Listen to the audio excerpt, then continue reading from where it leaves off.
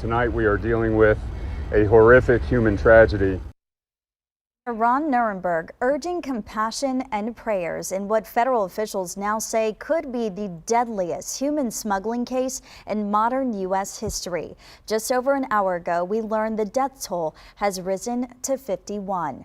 That's after a truck full of migrants was abandoned in the sweltering heat Monday. The victims found on Quintana Road in southwest San Antonio.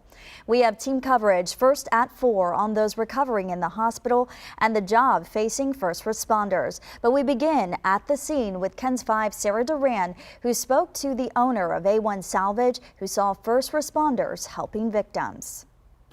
Tony Buchanan says it all started with a phone call. It was his neighbor telling him there were police behind his business, which backs up to Quintana Road.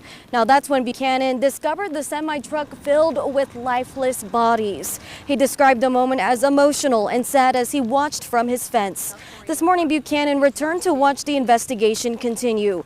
University Health this hour is confirming up to 51 people dead. 39 victims are men, while the rest are women. Now we are told the conditions were brutal yesterday. No EAC and no water.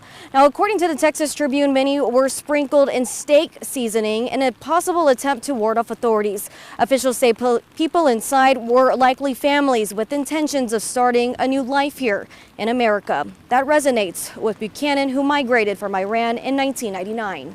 I feel sorry for them and for their family, what happened.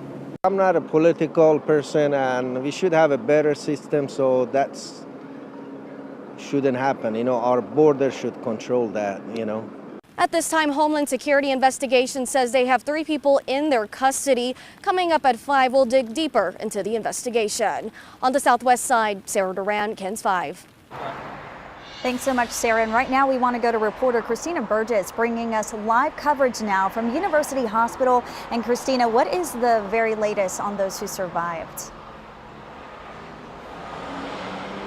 Well, yeah, the initial 16 that were sent to the hospital, 13 are still currently hospitalized at this time. Here at University Health, they have 2 patients currently in their care. One woman who they say is in stable condition. She's even talking with her mother, and also a boy who is still in critical condition here. As for other hospitals, Methodist Hospital has 3 patients who are all in critical but stable condition.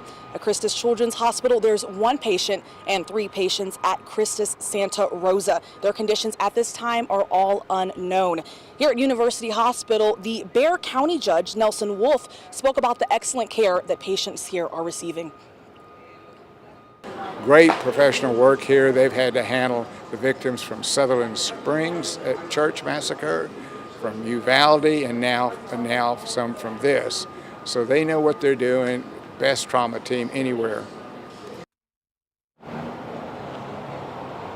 Now, Texas Vista also has 2 patients that are in their care who are in critical but stable condition. At Baptist Medical Center, 3 out of their 5 patients have died, and now 2 of their patients still remain in critical condition. Reporting at University Hospital, Christina Burgess, back to you.